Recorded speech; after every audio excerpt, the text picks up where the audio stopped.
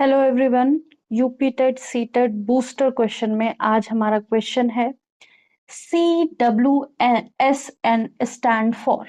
Option देते तो आपको इजीली पता चल जाता, इसलिए मैंने इन क्वेश्चन में ऑप्शन देना बंद कर दिया है। इसी क्वेश्चन में मतलब जहां नीड होगी वहां हम देंगे, ठीक है। तो ऐसे क्वेश्चंस को आपको ऑप्शन देख के भी चेक कर सकते हैं, आपको इजीली आ जाएगा।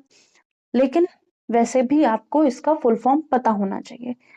CWSN, CWSN में जो हमारा कंसर्न है वो किसके प्रति है, या फिर इसका फुल फॉर्म क्या है। पहले फुल फॉर्म की बात कर लेते हैं। C मतलब चिल्ड्रन, W मतलब विद, S मतलब स्पेशल नीड्स, N मतलब needs. Children with special needs, ठीक है। तो किसी भी फैमिली में कोई बच्चा आएगा, बॉर्न होगा, तो उसको एक केयर की जरूरत होती है, उसकी कुछ अपनी नीड्स होती हैं, उसको लव चाहिए, उसको प्रॉपर फीडिंग चाहिए, उसकी प्रॉपर टॉयलेट ट्रेनिंग होनी चाहिए, या फिर कह सकते हैं उसको शुरू में बहुत सारी केयर चाहिए होती है, ठीक है। जब कोई स्पेशल बच्चा आ जाता है, स्पेशल बच्चा मतलब कि उसको कुछ ना कुछ, या तो बॉडीली कोई डिफेक्ट हो जाएगा, या फिर कोई बॉडी में दिक्कत होगी, या फिर न्यूरोलॉजिकल दिक्कत होगी, तो वहां पे हम क्या करेंगे, उस चाइल्ड को और स्पेशल ट्रीटमेंट देने लगेंगे, ठीक है। तो जब हम ऐसे चाइल्ड की बात करते हैं जिसको बहुत सारी स्पेशल नीड्स हैं, तो उसको हमारी गवर्नमेंट ऑफ इंडिया ने एक डिसेबिलिटी एक्ट निकाला था, ठीक है। UNCRPD, इसका भी फुल फॉर्म पता होना चाहिए, ठीक है। UNCRPD क्या है? UNCRPD है United Nations convention on, United Nations convention on right, R का मतलब on the rights of on the rights of person with disability,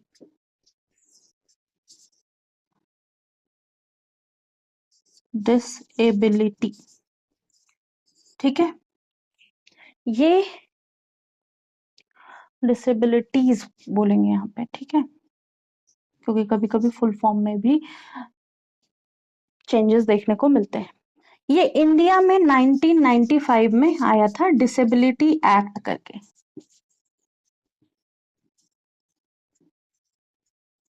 ठीक है। और इसको यूनाइटेड नेशन ने दोबारा से इसमें ध्यान दिया है 2006 में, ठीक है।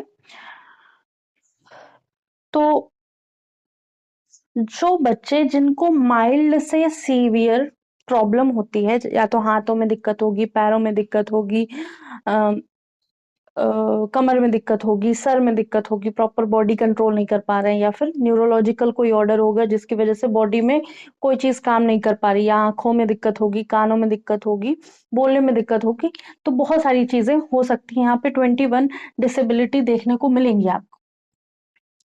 तो इन सब डिसेबिलिटीज को कहा गया कि इन सब, यहाँ पे पीयर्स का या फिर पेरेंट्स का, फैमिली का और टीचर्स का बहुत बड़ा रोल हो जाता है, ठीक है।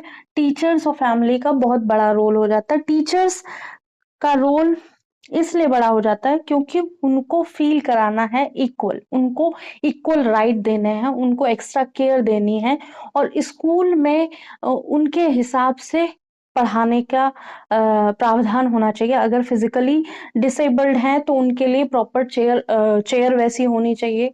उनको अगर वो विजिबली डिसेबल हैं तो उनको प्रॉपर सिस्टम होना चाहिए कि वो सुन सके, या फिर टीचर हेल्प करें उनको और अच्छे से समझाने में, सुनकर ही।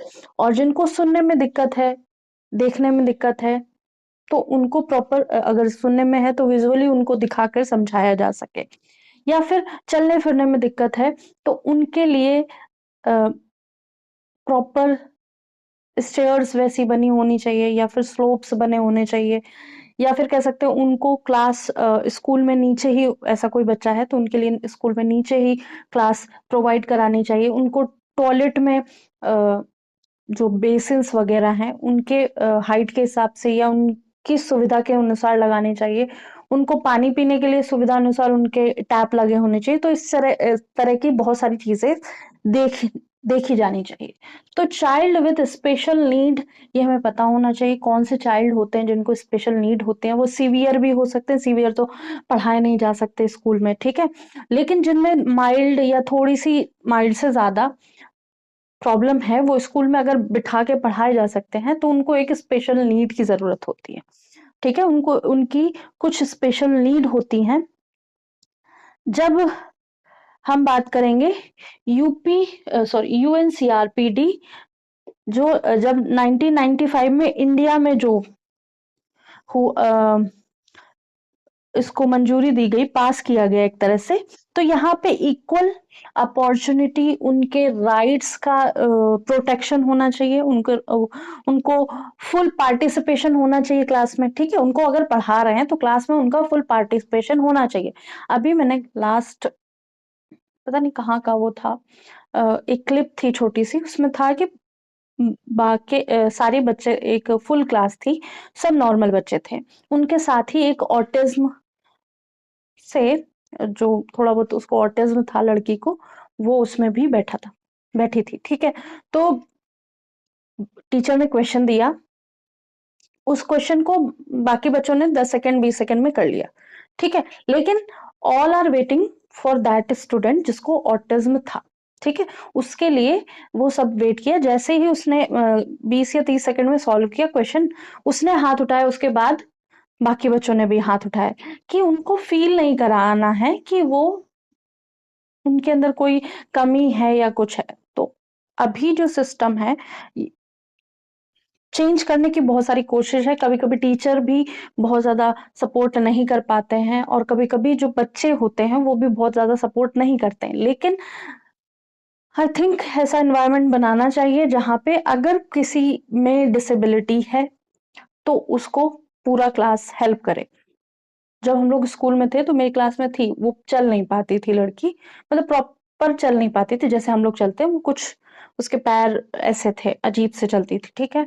लेकिन वो उसके 10th में आई थिंक 75% के ऊपर मार्क्स आए थे, और उसका भाई बिल्कुल सही था, दो मतलब ट्विंस थे, दोनों एक ही क्लास में थे, और भाई बहन, और पूरी क्लास हेल्प करती थी। मतलब उसको टॉयलेट जाना होता था तो एक लड़की उसके साथ जाती थी, जरूरी नहीं हाथ पकड़ के जाए वो, क्योंकि प्रॉपर वैसे नहीं चल पाती थी जैसे हम लोग चल रहे हैं, मतलब धीरे धीरे चल लेती थी। तो ये अंडरस्टूड किया गया था। क्लास 10th तक वो पढ़ी थी हम लोगों के साथ, तो हमें पता है। 10th के बाद कहाँ गई मुझे नहीं पता।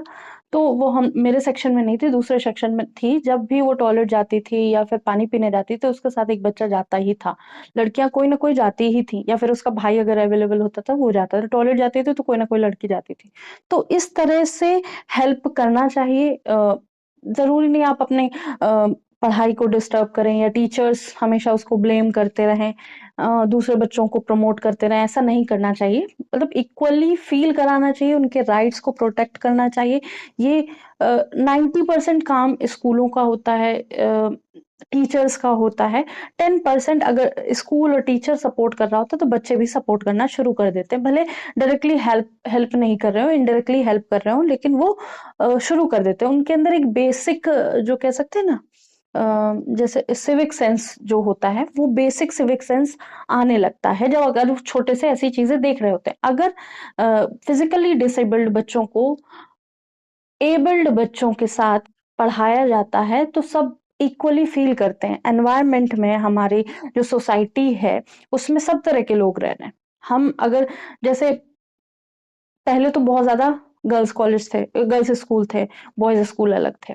घर पे तो फैमिली रहती है ना, घर पे तो माँ बाप भाई बहन सब एक साथ रहते हैं। अगर उनमें से कोई फिजिकली डिसेबल है, या उनमें से कोई बहुत ज्यादा एक्स्ट्रा ऑर्डिनरी है, तो उसको दूसरा घर तो बना नहीं दिया जाता कि जाओ दूसरे घर में रहो जाके, या फिर बहुत सारी चीजें अब थर्ड जेंडर में भी देखने को मिलेगी।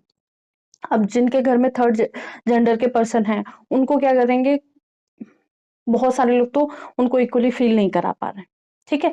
तो बहुत सारी चीजें हैं, तो उन सब को ध्यान में रख के इसमें शायद थर्ड जेंडर का इन्वॉल्व नहीं किया गया। इसमें ज्यादातर वो मेडिकली डिसेबल्ड बच्चे होते हैं उनको रखा गया है, लेकिन इसके अंदर सबको आना चाहिए। इसके अंदर हम क्या करें, इंक्लूसिव एजुकेशन देते हैं, जहां पे हम सबको इक्वली फील करा के हम एजुकेशन दिला पाए, ठीक है।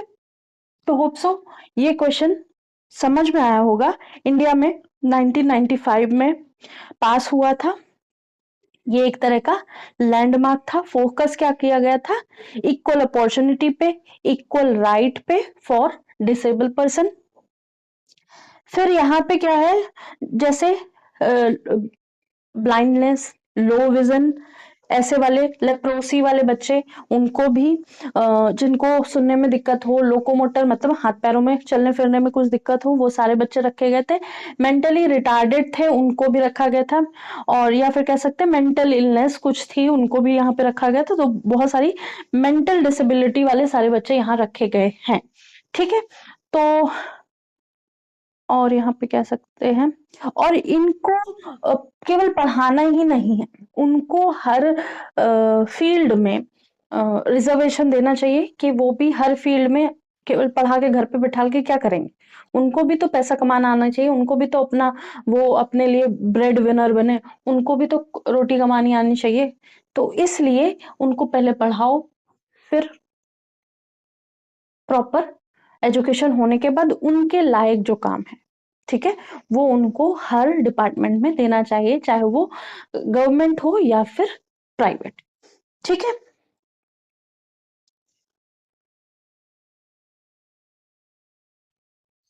तो ये जो यूनाइटेड नेशन जो कन्वेंशन था 2006 वाला, वो अडॉप्ट किया गया था 2008 में, ठीक है। उन उनमें बहुत सारे मेडिकली डिसेबल्ड, बहुत सारी जो थी 21 टाइप्स की थी, वो सारी इन्वॉल्व करी गई थी।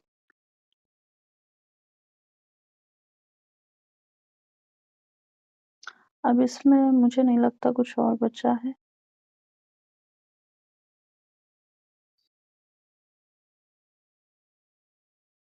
ठीक है, तो फुल फॉर्म इस तरह के आने चाहिए। और इन हाँ, उनको रिस्पेक्ट भी प्रॉपर होनी चाहिए, उनकी आइडेंटिटी, उनकी डिग्निटी के लिए रिस्पेक्ट होनी चाहिए, ठीक है। उनका फुल पार्टिसिपेशन होना चाहिए इन द क्लास, ठीक है, या फिर इन द सोसाइटी। उनके साथ कोई डिस्क्रिमिनेशन नहीं होना चाहिए, ठीक है, कोई भेदभाव नहीं होना चाहिए। तो होप सो ये समझ में आया होगा, ये किससे रिलेटेड है वो भी समझ में आया होगा। बूस्टर क्वेश्चन में ऐसे और क्वेश्चन लेकर हम आते रहेंगे। आज के लिए इतना ही, थैंक यू।